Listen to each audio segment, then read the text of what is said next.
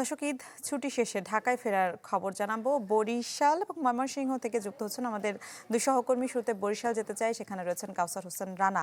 রানা, গতকাল ঈদের ছুটি শেষ হয়েছে, সেই হিসেবে আজও মানুষ ঢাকায় ফিরছেন, কেমন দেখছেন যাত্রীদের চাপ?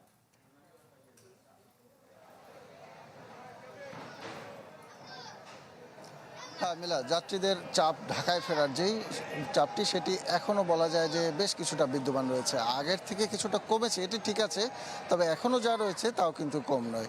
আমি এই মুহূর্তে রয়েছি দেশের দ্বিতীয় বৃহত্তম নৌবন্দর, যেটি বরিশাল নৌবন্দর নামে পরিচিত। সেই বরিশাল নদীবন্দরে এসে আমি দেখছি যে আজ 6টি লঞ্চ বরিশাল থেকে ঢাকা যাওয়ার উদ্দেশ্যে ঘাটে এসে প্রস্তুত রয়েছে। যেখানে গতকাল বরিশাল থেকে ঢাকা যাওয়ার জন্য 5টি লঞ্চ প্রস্তুত ছিল, সেখানে আজ 6টি লঞ্চ ঢাকা যাওয়ার জন্য প্রস্তুত রয়েছে। এবং আমি এসেছি কিছুক্ষণ আগে, তখন যে মানুষের ভিড় ছিল সেটি কিন্তু আস্তে আস্তে বাড়ছে এবং এখন আমরা দেখতে পাচ্ছি যে সময় যত গড়াচ্ছে বিভিন্ন স্থান থেকে মানুষ যে আসার যে স্রোত, সেই স্রোতটি কিন্তু আগের থেকে বৃদ্ধি পাচ্ছে। এবং আরেকটি বিষয় সেটি হচ্ছে যে বরিশাল থেকে এই লঞ্চগুলো ছেড়ে যায় মূলত রাত 8টার পরে বা 9টার দিকে। 8টার পরে ছেড়ে যাওয়ার কথা, 8টা সাড়ে 8টা টাইম দেওয়া থাকলো, সময় দেওয়ার সূচি দেওয়া থাকলো, এগুলো ছেড়ে যেতে যেতে 9টা, 9:15, 9:30 বাজায়। তো এই যে দীর্ঘ সময়, এই দীর্ঘ সময় কিন্তু আরও অনেক যাত্রী হবে।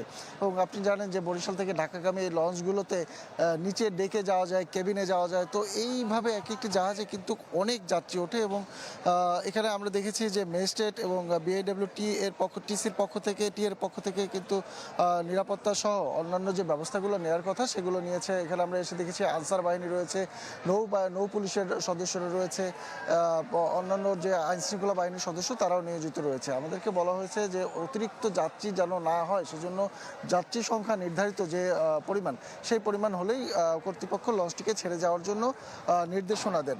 এবং আমরা এটি দেখেছি যে এর আগে গত পরশু নৌ পরিবহন প্রতিমন্ত্রী রাজীব হাসান এখানে এসেছিলেন এবং তিনি এখানে যে লঞ্চগুলো রয়েছে তাদের কর্তৃপক্ষের সাথে কথা বলেছেন এবং অতিরিক্ত যাত্রী যেন না হয়, লোকজনকে জোর করে যেন লঞ্চে না নেওয়া হয় সেজন্য তারা প্রচারণা চালিয়েছেন এবং কোনো যাত্রী যেন হয়রানির শিকার না হয় সেজন্য তিনি নির্দেশনা দিয়েছেন। নগদ নিয়ে এলো হার না মানা হার অফার। সর্বনিম্ন 10,000 টাকা রেমিটেন্স নগদে পাঠালে থাকছে স্বর্ণের হার জেতার সুযোগ।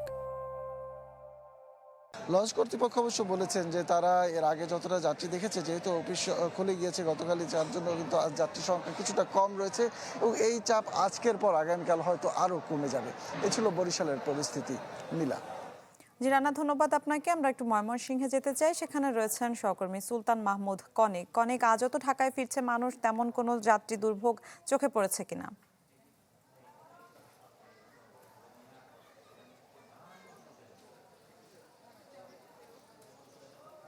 মিলা, যাত্রী দুর্ভোগ কিন্তু প্রতিনিয়তই রয়েছে এবং আজকেও যাত্রীরা তারা যেভাবে আসলে যেতে চাচ্ছেন তাদের নিজস্ব গন্তব্যে, সেই জায়গায় কিন্তু তাদের ভোগান্তি পোহাতে হচ্ছে। বিশেষ করে যারা সড়ক পথে যাচ্ছেন তাদের যেরকম অতিরিক্ত ভাড়া গুনতে হচ্ছে, পাশাপাশি যারা ট্রেনে করে ঢাকায় যাচ্ছেন তাদের ভোগান্তিটা আরও চরম মাত্রায় পৌঁছেছেন। আমরা দেখেছি যে পরিমাণ সিট সংখ্যা রয়েছে তার থেকে কয়েক গুণ বেশি আসলে যাত্রী ট্রেনে করে, প্রতিটি ট্রেনে করে যেগুলি ঢাকা যাচ্ছে সেই ট্রেনে করে কিন্তু তারা চেপে উঠছেন এবং অনেকে দেখেছি যে নিয়ম না মেনেও ট্রেনের ছাদে উঠছেন।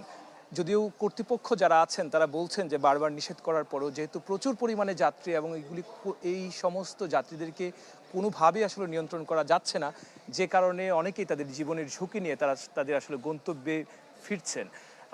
আমরা দেখে থাকি যে প্রতি সময়ে আসলে ঈদের সময়, বিশেষ করে ঈদের আগে এবং ঈদের পরে যাত্রাপথে, বিশেষ করে সড়ক পথে কিন্তু দুর্ঘটনাটি বেশি ঘটে থাকে। যে আনন্দের জন্য তারা আসলে বাড়িতে যায়, সেই আনন্দ অনেক সময় বিষাদের রূপ নেয়, পরিবারের স্বজন অনেকেই কিন্তু হারায় এবং এবারেও কিন্তু তার ব্যতিক্রম ঘটেনি। প্রায় জায়গায় আমরা দেখেছি যে দেশের বিভিন্ন জায়গায় হয়েছে, ময়মনসিংহের ক্ষেত্রে ব্যতিক্রমে ময়মনসিংহ বেশ কয়েকটি সড়ক দুর্ঘটনা হয়েছে এবং কয়েকজন মারাও গিয়েছেন। তবে যাত্রী চাপ কিন্তু ঈদের ছুটি শেষ হয়েছে, বিশেষ করে সরকারি অফিস আদালতে যে সমস্ত কর্মচারী, কর্মজীবী, কর্মকর্তারা আছেন তারা যেরকম চলে গিয়েছেন, কিন্তু এর বাহিরে বেসরকারিভাবে অনেকে চাকরি করেন, বিশেষ করে গার্মেন্টস শিল্প কলকারখানায় যারা চাকরি করেন তাদের ছুটিটা যেহেতু কয়েকদিন পরের থেকে আবারও নতুন করে যেহেতু তাদেরকে দেওয়া হয়েছে, অর্থাৎ অনেকের অফিস খোলা শনিবার থেকে, গার্মেন্টস খোলা, অনেকের আবার এর মধ্যে খোলা হয়েছে। যেহেতু শিফটিং ওয়াইজ তাদেরকে ছুটি দেওয়া হয়েছে, যে কারণে এই চাপটা মূলত বুধবার, বৃহস্পতিবার এবং শুক্রবার পর্যন্ত থাকবেন। তবে মানুষজন চায় সব কিছুর পরেও তারা নিরাপদে তাদের নিজ গন্তব্যে ফিরে যেতে, যে কারণে অনেকেই এই ট্রেনকে বেছে নেয়। কিন্তু দুর্ভাগ্যজনক হলো সত্য, আমাদের দেশে যে পরিমাণ যাত্রী চাহিদা রয়েছে ট্রেনে, সেই পরিমাণ কিন্তু পর্যাপ্ত সিট সংখ্যা নেই। ময়মনসিংহের কথাই যদি বলা হয়, যে ময়মনসিংহে কিন্তু শুধুমাত্র একটি মাত্র ঈদ স্পেশাল ট্রেন দেওয়া হয়েছিল। সেই ঈদ স্পেশাল যে ট্রেনটি দেওয়া হয়েছিল সেখানেও আসন সংখ্যা খুবই কম। এর বাইরে 8 জোড়া ট্রেন আন্তনগর চলাচল করে, এবং এই 8 জোড়া ট্রেন আন্তনগর যেগুলি আছে সেগুলির বাইরেও কমিউটার ট্রেন চলাচল করে 4 জোড়া, এবং লোকাল ট্রেন চলাচল করে। এই সমস্ত ট্রেন চলাচলের পরেও যেহেতু প্রচুর পরিমাণ যাত্রী চাপ, সে কারণে আসলে এটি পর্যাপ্ত নয়, এবং মানুষ এই দুর্ভোগকে মেনে নিয়েই মূলত তারা জীবনের ঝুঁকি নিয়ে অনেকে ট্রেনের ছাদে করে ট্রেনে করে তারা কিন্তু আসলে যাচ্ছেন তাদের গন্তব্যে, যেহেতু তাদের যেতে হবে কর্মস্থলে। মিলা। জি, অনেক ধন্যবাদ আপনাকে।